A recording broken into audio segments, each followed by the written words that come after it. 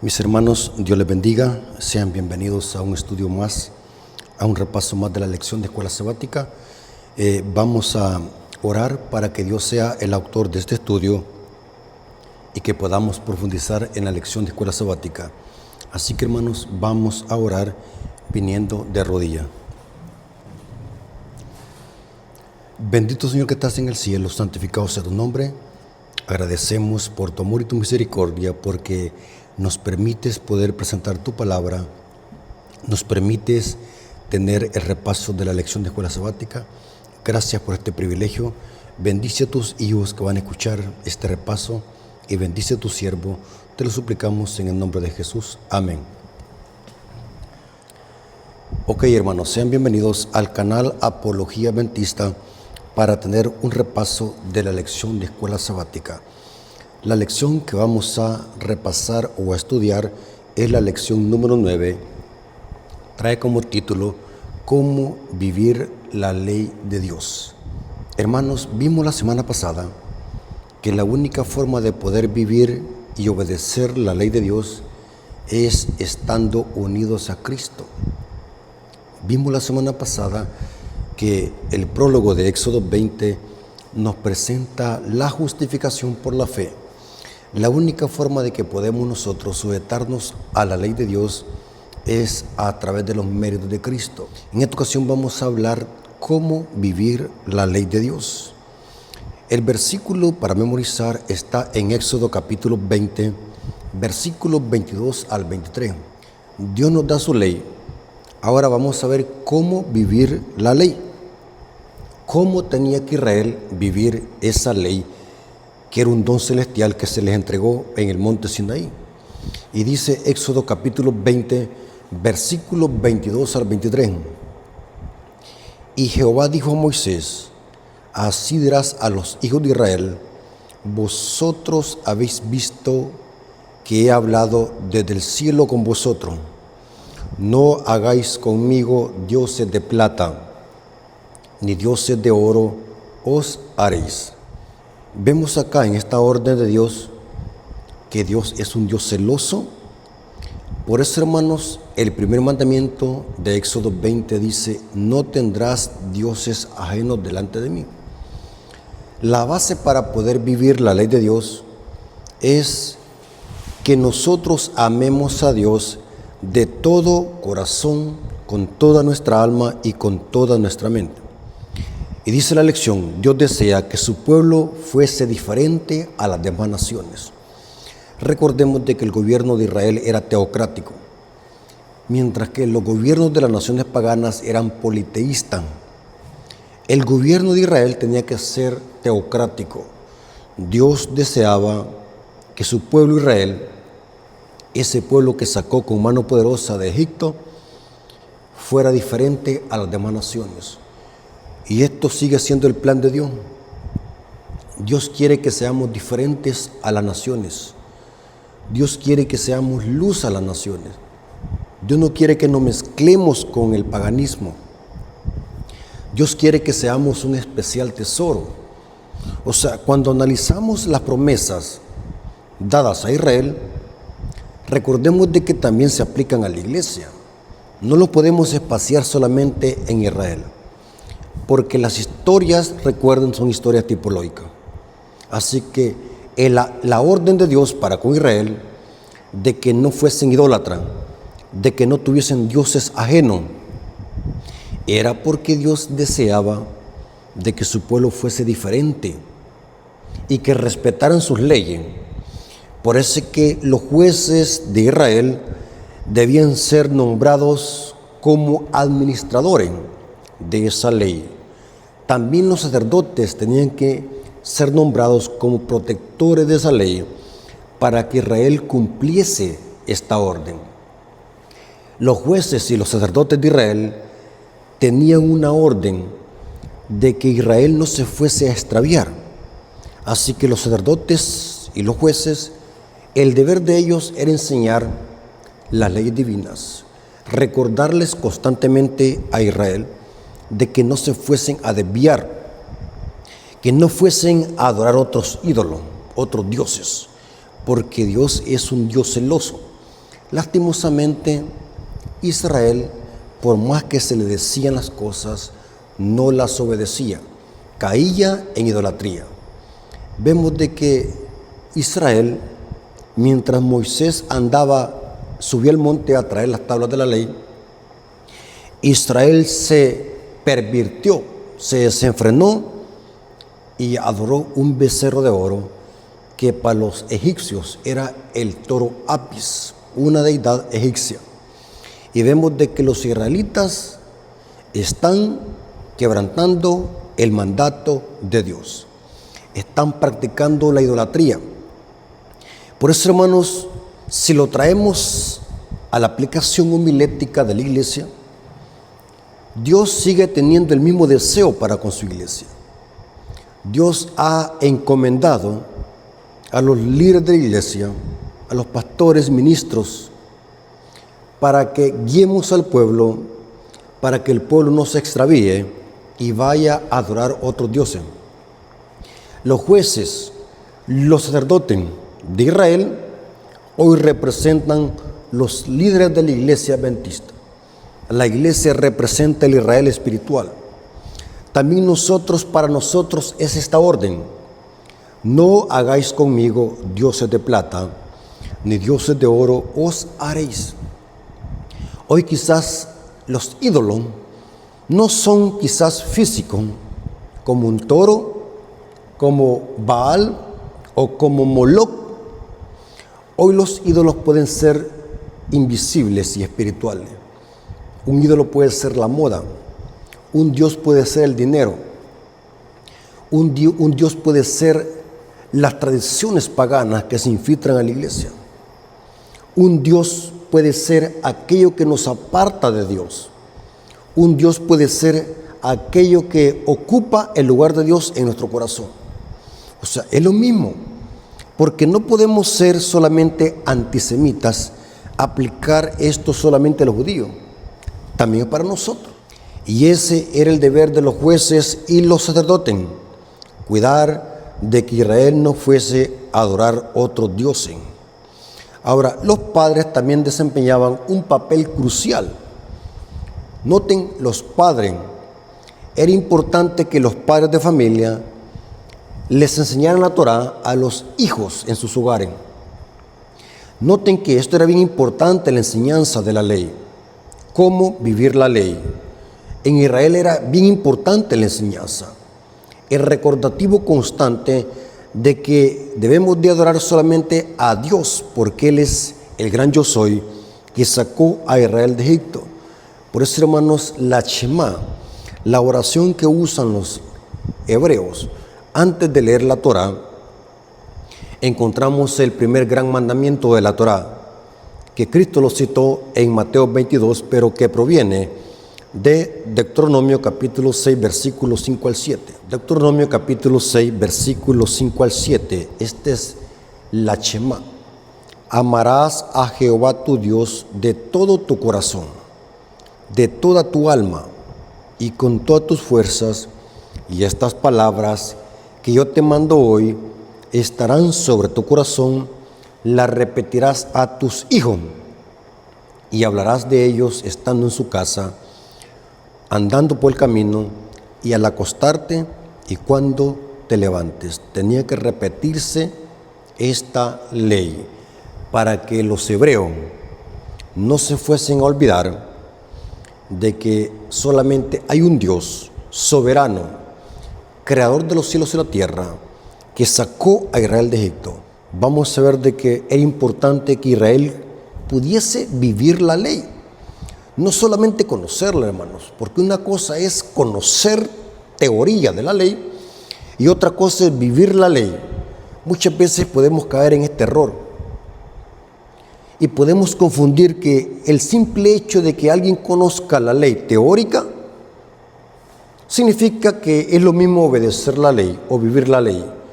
El mensaje de esta semana nos viene presentando la importancia de poder vivir la ley para que no nos olvidemos de nuestro Dios, creador de los cielos y la tierra. Y esta orden era para los sacerdotes levitas, de enseñar la Torá, de enseñar la ley, de enseñar a hacer diferencia entre lo santo y lo profano, entre lo inmundo y lo limpio. Esto está en Ezequiel 44:23.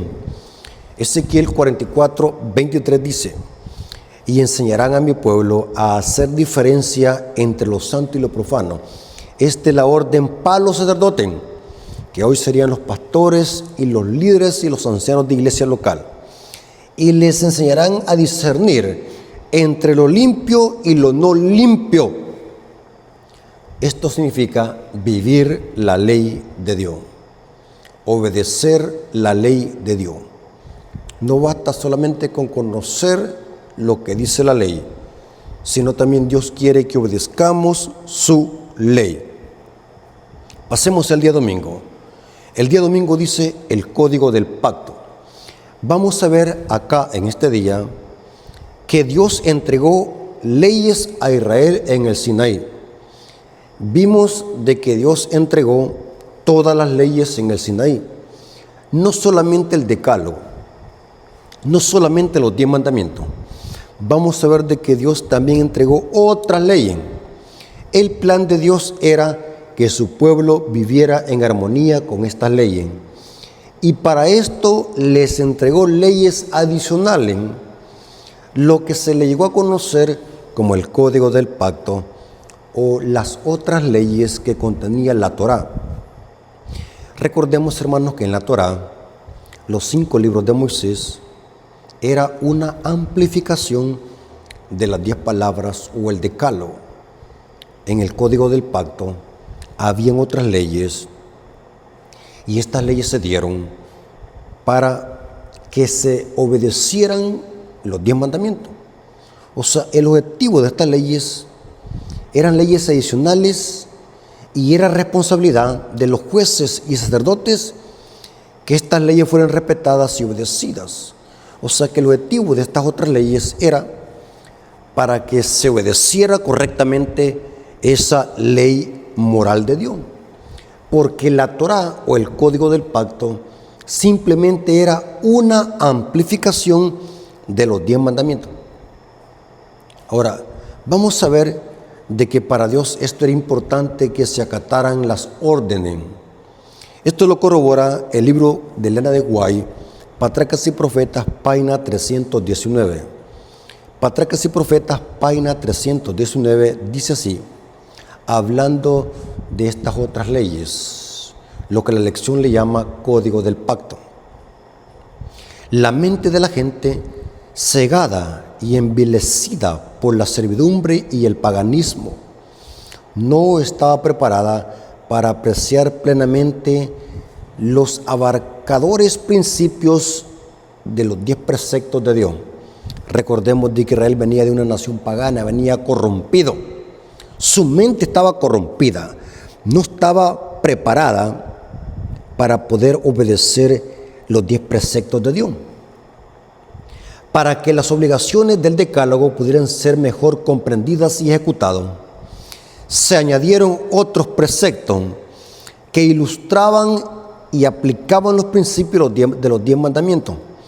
Estas leyes se llamaron derechos, porque fueron trazados con infinita sabiduría y equidad, y porque los magistrados habían de juzgar según ellos. A diferencia de los 10 mandamientos, estos derechos fueron entregados en privado a Moisés, quien debía comunicarlos al pueblo. Ahora, es interesante, hermano, que dice el comentario de la lección de escuela sabática del día domingo, estas leyes adicionales están en Éxodo 21. Noten que en Éxodo 20 encontramos los 10 mandamientos y en Éxodo 21 encontramos estas otras leyes adicionales para que se pudieran obedecer perfectamente los 10 mandamientos. O sea que las leyes adicionales eran como un refuerzo para que Israel pudiese comprender a plenitud lo que significaba vivir la ley de Dios. Las leyes adicionales contenían leyes civiles. Vamos a ver de que habían leyes de salud, habían leyes de alimentación, habían leyes de castidad, habían leyes del celo, habían leyes civiles de pena y muerte. Vamos a ver cómo eso se asocia con la obediencia a los mandamientos de Dios en un gobierno teocrático de Israel. Dice acá, una de estas leyes era sobre la esclavitud. Las leyes acerca de la esclavitud eran especiales y no deben confundirse con la perversa práctica de la esclavitud moderna o medieval. La esclavitud de la que habla la Biblia, que Dios la permitió, no debe de compararse, dice la lección, a la esclavitud perversa y moderna o medieval. Los esclavos hebreos eran protegidos y valorados. En las sociedades modernas y medievales, los siervos y los esclavos eran propiedad de sus dueños, quienes podían hacer con ellos lo que quisieran. A diferencia de ello, las leyes bíblicas regulaban la servidumbre de manera diferente, pues ella estaba limitada a 6 años. Y cita Éxodo 21, 1 y 2, Jeremías 34, 8 al 22, y dice: en el 7º año, los esclavos debían ser liberados a menos que quisieran permanecer al servicio de sus amos. Estos también debían permitir que sus siervos descansaran los sábados. Noten, y se cita Éxodo 20, 9 al 10. Y satisfacer sus necesidades básicas. Noten que me gusta la lección, lo que viene hablando, de que la esclavitud en el contexto bíblico, en el contexto hebreo, es bien diferente a la esclavitud tirana del medioevo. Por eso cuando vemos el día domingo la importancia de poder acatar estas otras leyes, para que estas leyes adicionales pudiesen ayudar a los hebreos a poder estar en armonía con los 10 mandamientos y con el decálogo. Pasemos al día lunes. En el día lunes vamos a ver algo muy interesante. El día lunes dice más leyes. Vamos a ver de que en el capítulo 22 de Éxodo se dan más leyes. En el capítulo 21 se dan leyes adicionales a los 10 mandamientos. Ahora en el capítulo 22 se dan más leyes. Dice, leyes contra la explotación y la propiedad. Noten, en su misericordia, Dios instruyó a los jueces acerca de cómo debían tratar a las personas en diferentes situaciones relacionadas con los derechos de la propiedad. Noten que en la teocracia de Israel habían leyes en contra de la explotación y la propiedad. Esto era muy respetado en la economía de Israel.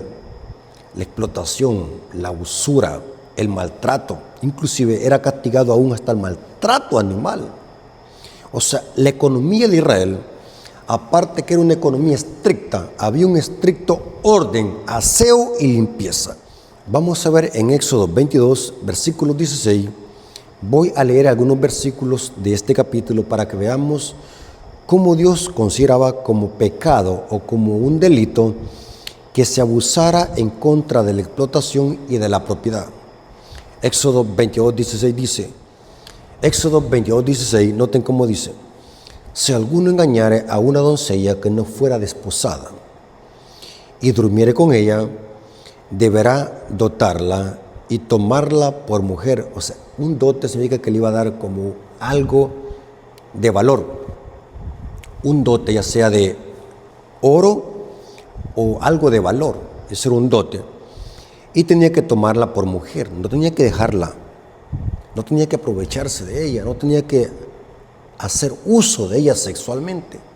La ley decía, si durmió con ella y tuvo relaciones, tiene que darle un dote y tiene que tomarla por mujer. Y aquí no había vuelta de hoja, era una orden y los jueces vigilaban esto. Era castigado. Si alguien no hacía eso, era castigado con pena de muerte. Por ejemplo, tenemos Éxodo 23, 9. Éxodo 23, 9 dice: y no angustiarás al extranjero, porque vosotros sabéis cómo es el alma del extranjero, ya que extranjero fuisteis en la tierra de Egipto. Noten ahora el mandato de Dios a Israel. Si viene un extranjero, un forastero, a pedirles un favor, a pedirle que le ayuden en algo, ya sea en comida o en protección, no se vayan a aprovechar de él, porque recuerden de que ustedes también fueron extranjeros en tierra de Egipto. Ahora, ¿por qué decimos esto? Esto también lo podemos aplicar a la iglesia. Hermanos, Dios no ha cambiado y en la economía de Israel esto era valorado. Dice el comentario del día lunes: la ley de Dios incluye diferentes cuestiones. Había entre ellos ciertas normas específicas contra el menosprecio y la humillación de las personas, lo que hoy le conocemos el bullying. En los tiempos de Israel no se permitía esto, el bullying. ¿Saben qué es el bullying? Dios no quería que existiera ningún tipo de explotación. En su misericordia, el Señor corrige las tendencias pecaminosas del corazón humano y refrena las inclinaciones naturales. La sociedad debía ser mantenida a salvo, el mal eliminado y las buenas relaciones interpersonales cultivadas. La justicia y el amor debían de regir todas las acciones del pueblo de Israel. También habían otras leyes. Por ejemplo, noten cómo dice Éxodo 23, 10 al 13. Éxodo 23, 10 al 13 dice: 6 años sembrarás tu tierra y recogerás su cosecha, mas el 7º año la dejarás libre, para que coman los pobres de tu pueblo, y de lo que quedare comerán las bestias del campo. Así harás con tu viña y con tu olivar. 6 días trabajarás y el 7º día reposarás, para que descanse tu buey y tu asno, y tome refrigerio el hijo de tu sierva y el extranjero. Y todo lo que os he dicho, guardadlo. Por eso es que estas otras leyes preservaban el orden, la disciplina, la justicia. Dice el comentario acá: el sábado y las festividades religiosas tenían que ver con el culto y recordaban acontecimientos cruciales de la historia de la salvación. El culto estaba cuidadosamente regulado, pues era la base teológica de todas las demás actividades. El sábado fue establecido en la creación, Génesis 2:3. Estaba relacionado con la liberación y la redención de Israel, Deuteronomio capítulo 5, 12 al 15, y apunta de manera poderosa a la adoración de Dios como nuestro Creador, Redentor y Señor, Marcos 2, 27 al 28. Vemos de que estas otras leyes tenían que ver con las fiestas solemnes, con el sábado, con la justicia, con la explotación y con muchas otras cosas más. Esto era en el gobierno teocrático de Israel. Pasemos al día martes. El día martes dice el plan original de Dios.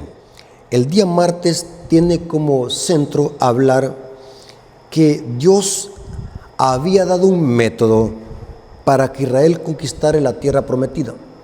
Dios había dado una orden y esa orden tenía que acatarse para que Israel pudiese conquistar la tierra prometida.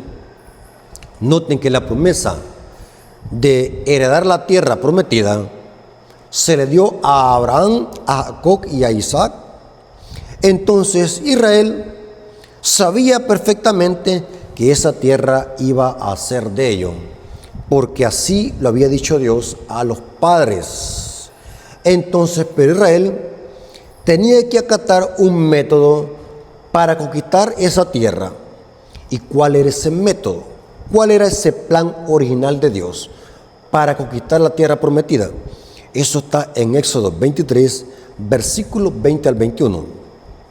Éxodo 23, versículos 20 al 21, y dice así: he aquí yo envío a mi ángel delante de ti para que te guarde en el camino y te introduzca en el lugar que yo he preparado. Noten que Dios iba a mandar a un ángel. Este es el ángel de Jehová.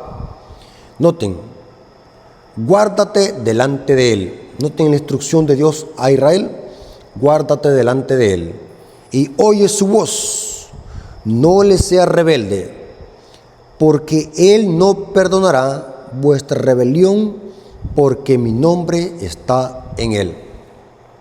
No cabe duda que este ángel de Jehová es Cristo, porque dice, porque mi nombre está en él.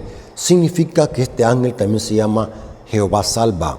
Este ángel también se llama el gran yo soy. En la teofanía, en las representaciones gráficas de Cristo en el Antiguo Testamento, el ángel de Jehová es Cristo. Y noten el mandamiento. Si Israel quería conquistar la tierra prometida, tenía que hacer dos cosas: oír la voz del ángel de Jehová y no ser rebelde. Noten, la intención de Dios no era que los israelitas lucharan por un nuevo territorio, sino que les sería otorgado. La tierra prometida había sido prometida a Abraham, a Isaac y a Jacob, y debería haber sido recibida por Israel como un regalo especial de Dios, pero deberían hacer lo siguiente. ¿Cuál era? No ser rebelde, guárdate delante de él, oye la voz del ángel y no seas rebelde. Claro, se entiende, está por lógica, que Dios iba a guiar a Israel a través del ángel de Jehová. Cristo iba a guiar a Israel. Y si Israel se mantenía fiel a lo que el ángel decía, Israel iba a llegar sano y salvo a la tierra prometida. Este ángel de Jehová es Cristo. Es lo mismo que Dios nos pide a través de Cristo. Dios a través de Cristo nos pide lo mismo, que si queremos entrar a la tierra prometida, a la patria celestial, al reino de los cielos, es lo mismo. Tenemos que hacer caso a la voz del ángel de Jehová, que es Cristo. Juan capítulo 12, versículo 47 al 50.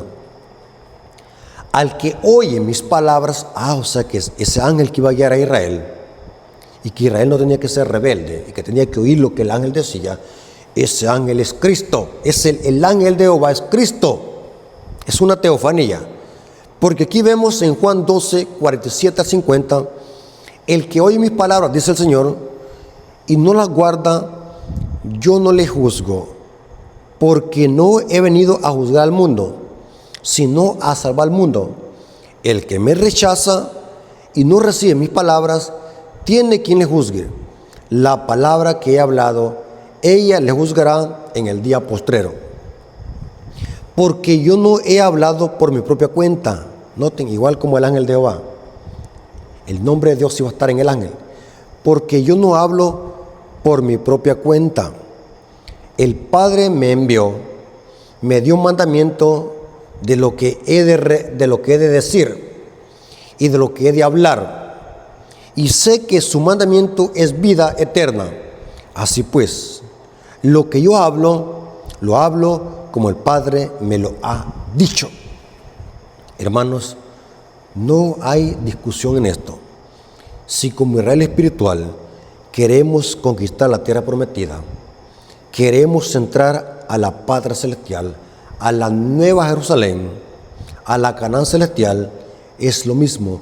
Tenemos que obedecer la palabra de Cristo.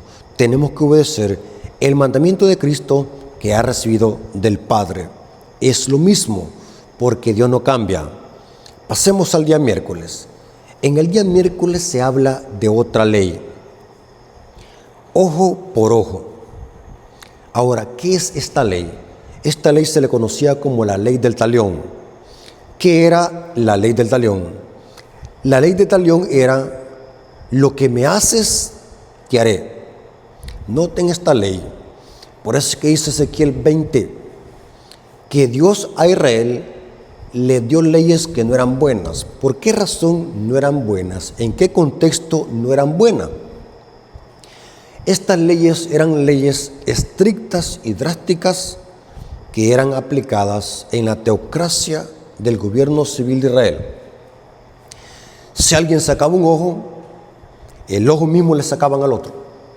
Si alguien robaba una gallina, a él le tenían que robar también una gallina, ojo por ojo y diente por diente. Si alguien quitaba una mano, a él también le quitaban la otra.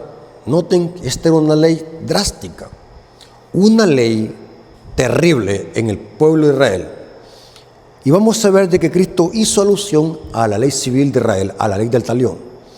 Pero esta ley del talión, que eran otras leyes en la teocracia de Israel, las encontramos en Éxodo 21, versículo 14 al 17.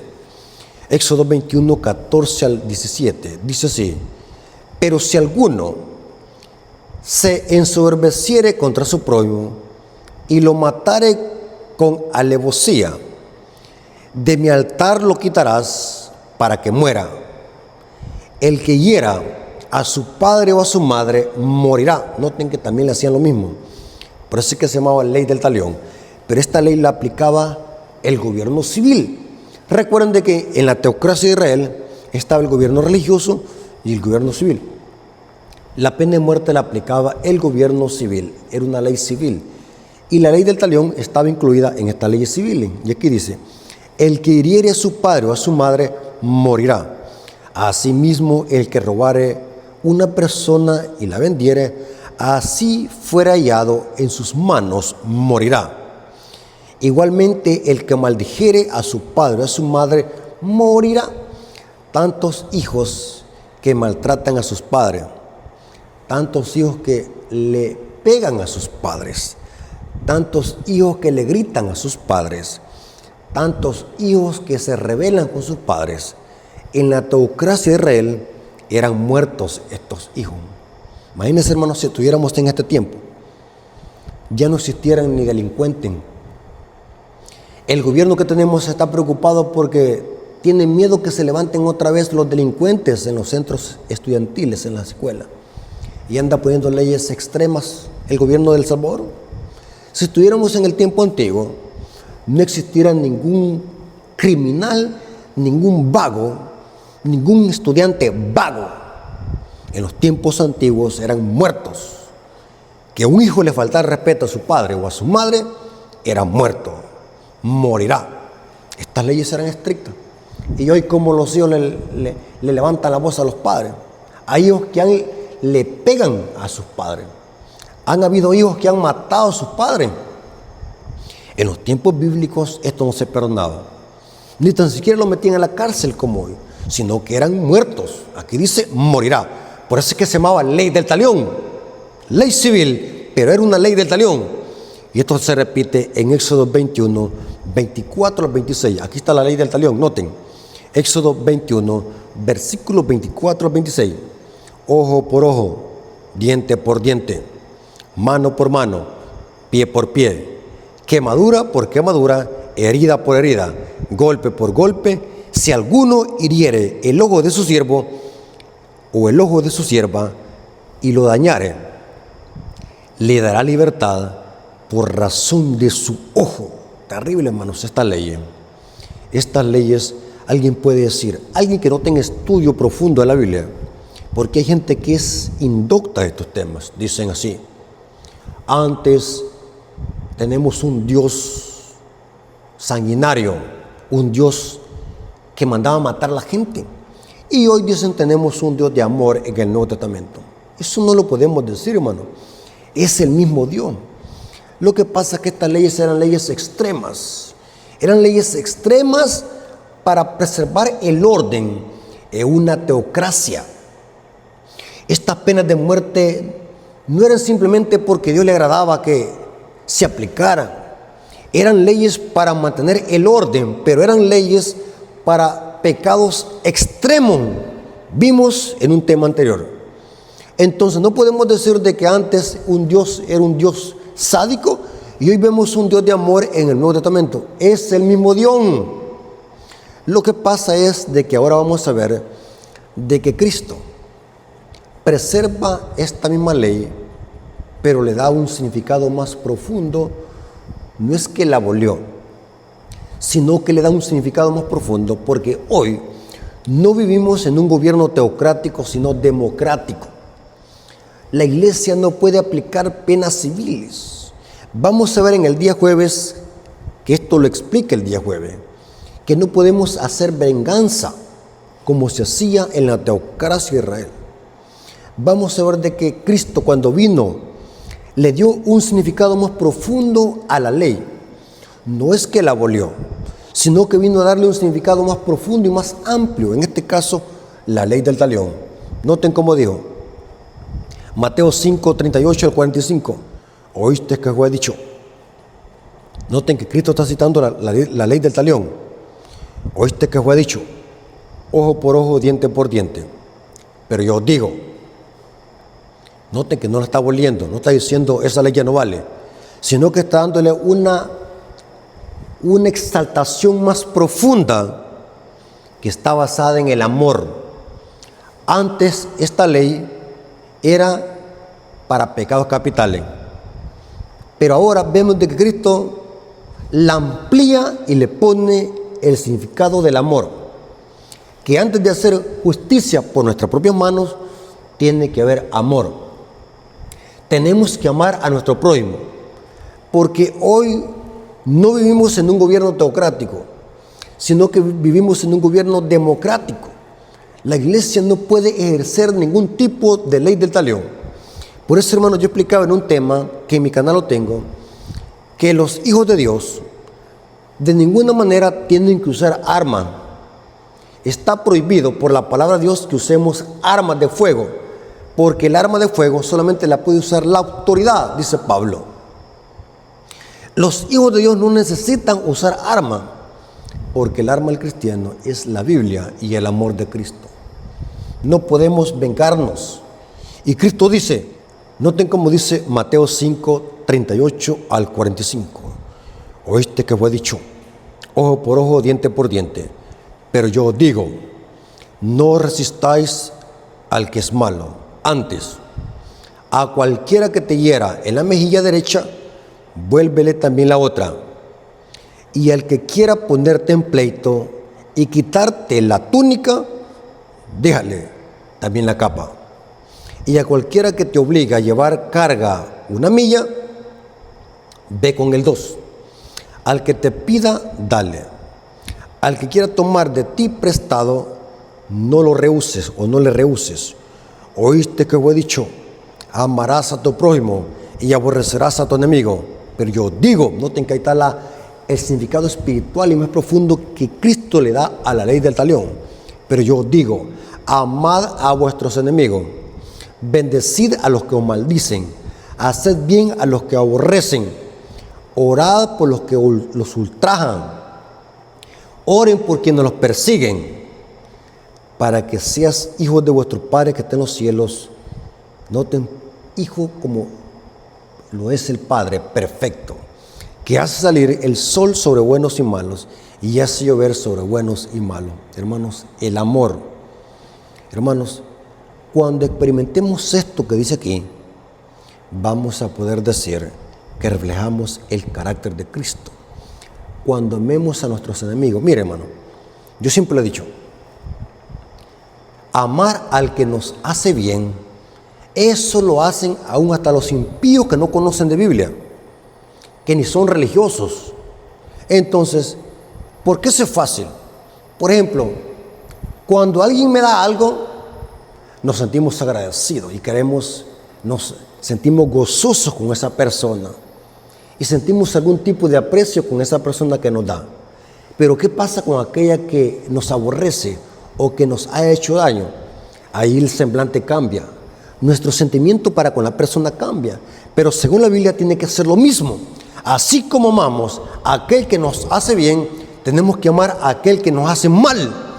Cuando experimentemos eso, yo sé que es difícil, pero cuando experimentemos eso, vamos a poder decir, he perdonado, y reflejamos el carácter de Cristo. Porque esto significa ser perfecto, esto significa ser cristiano, esto significa que verdaderamente en nosotros mora el Espíritu Santo. Cuando sintamos misericordia, cuando sintamos amor por aquel que nos ha hecho daño, vamos a poder cumplir lo que Dios ha dicho aquí, amar a nuestros enemigos. Es terrible, hermano. Alguien me decía, hermano, ¿yo cómo puedo amar a aquel cónyuge que me hizo daño? ¿Yo cómo puedo amar a aquel asesino que mató a mi hijo o a mi hija? ¿Cómo puedo amar a aquel que me robó? ¿Cómo puedo amar a aquel que se metió a la casa a hacerme daño? ¿Cómo yo puedo amar eso? Yo les digo la respuesta que les doy. Mire, humanamente no se puede, porque humanamente ahí va a estar eso en la mente. Pero yo les digo, pero con el poder de Dios, con la ayuda de Dios, con el poder de Cristo, vamos a poder vencer esa raíz de amargura para poder amar a nuestro prójimo. Y nuestro prójimo no solamente es aquel que nos hace bien, nuestro prójimo también es aquel que nos ha hecho daño.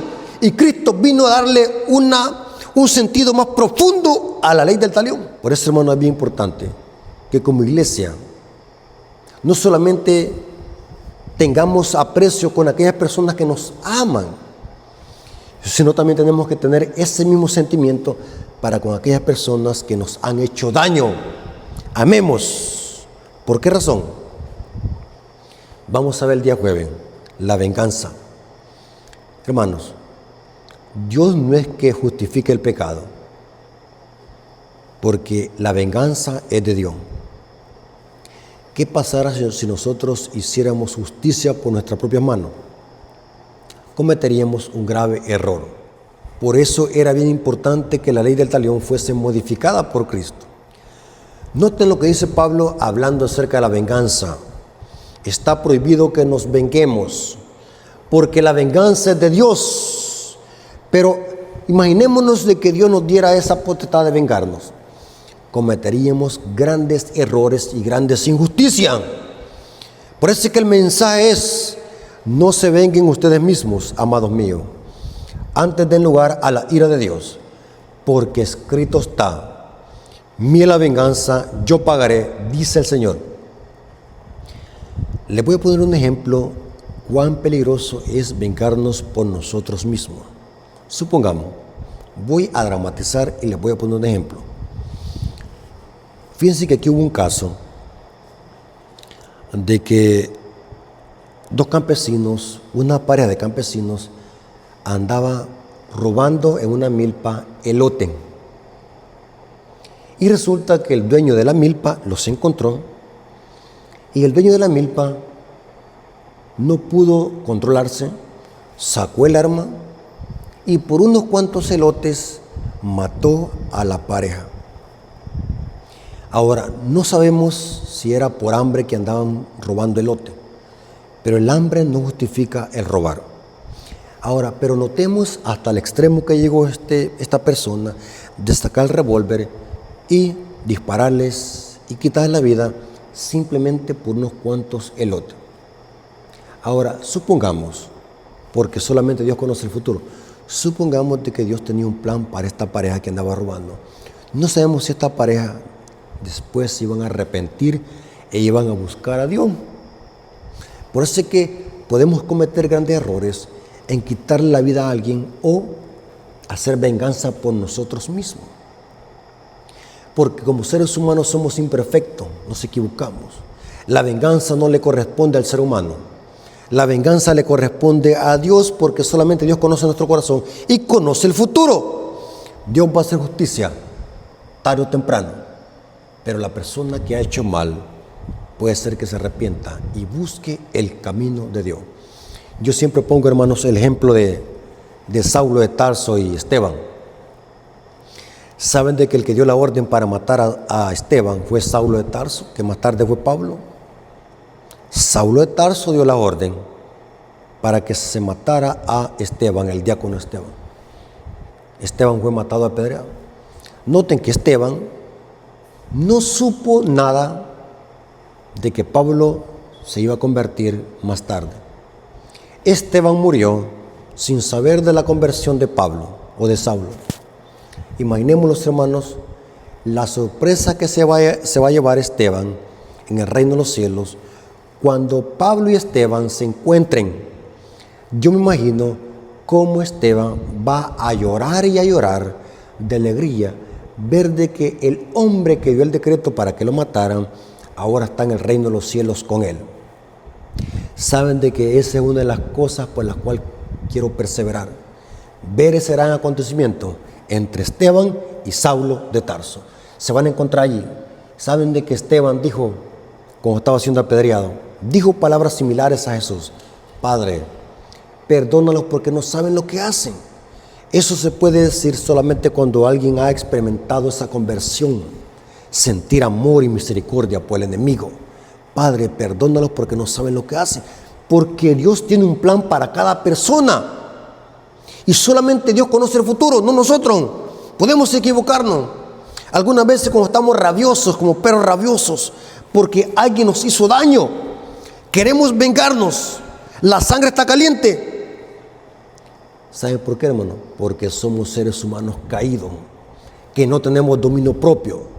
No pensamos en el futuro, no pensamos en el más allá, que Dios tiene poder para transformar aún hasta al más vil criminal. Por eso es que el mensaje del día jueves dice que la venganza es de Dios. Mía la venganza, yo pagaré. Dice la lección acá. Jesús no estaba en contra del principio de la recompensa y el castigo. La justicia es una cuestión de principios. Es una parte crucial en la vida. Sin embargo, ningún individuo debe asumir el papel de juez y jurado o verdugo. Qué fácil sería para nosotros pervertir la justicia. No nos corresponde a nosotros reparar el daño. Si hay que reparar un mal, debe hacerlo un tribunal objetivo, pero nunca hay que hacer venganza por nosotros mismos. Hermanos, el mensaje de Cristo es: hagan esto y serán perfectos como vuestro Padre Celestial que está en los cielos es perfecto. Hermanos, si Dios nos pide que seamos perfectos como Dios es perfecto, en nuestra esfera, ser perfectos en nuestra esfera, sí se puede obedecer la ley de Dios. Podemos ser perfectos en un mundo de rebelión y apostasía. Sí podemos ser perfectos, porque Dios lo ha dicho. Si Dios lo ha dicho es porque podemos. Ahora, ¿cómo podemos ser tan perfectos como Dios mismo? El amor desinteresado es la característica primordial de Dios. Hermanos, Dios nos bendiga. Espero que este repaso de la lección nos haya ayudado para que podamos comprender que no basta con solamente ser teórico y conocer la ley solamente en la letra. Dios quiere que vivamos su ley. Así que Dios les bendiga y que la honra y la gloria sea para nuestro Dios. Vamos a orar para darle gracias a nuestro Dios. Vengamos de rodillas. Bendito Señor que estás en el cielo, santificado sea tu nombre. Te agradecemos por tu palabra y por estas preciosas enseñanzas de la lección de escuela sabática. Bendícelo, Señor, para que podamos vivir tu ley, podamos vivir en armonía con tu ley, para que seamos perfectos como tú lo eres, Señor. Gracias porque nos has dado estos consejos. Gracias por tu amor y tu misericordia. Te lo agradecemos en el nombre de Jesús. Amén. Mis hermanos, no se olviden de suscribirse a mi canal. Siempre decimos esto porque para nosotros es muy importante que apoyen este ministerio. No se imaginan el tremendo esfuerzo que hacemos físico para poder presentar estos temas en este canal. Así que sigamos orando y la mejor forma que pueden ayudar a este ministerio para que sigamos subiendo material sólido y profundo es que se suscriban, que le den me gusta a los videos, comenten y compartan para que esta plataforma pueda recomendar estos videos a otras personas y que nuestro ministerio Apología Adventista pueda crecer, ya que este ministerio solamente nosotros lo controlamos. No hay nadie que nos ayude, simplemente nosotros dependemos de nosotros mismos. Aquí solamente el poder de Dios nos ayuda. Nosotros estudiamos los temas, nosotros mismos nos grabamos los temas con el celular, nosotros mismos viajamos hasta el templo para grabar los videos en bicicleta, porque mi medio de transporte es una bicicleta, para poder presentar estos temas, ya que no tengo dónde grabar mis temas, así que los grabo en mi iglesia natal, donde tengo mi membresía. Soy miembro activo con privilegios en la Iglesia Adventista de la Esperanza. Así que decimos esto para que no se olviden siempre de orar por este siervo y siempre puedan apoyar este ministerio. Dios les bendiga y que la honra y la gloria sea para nuestro Dios. Amén.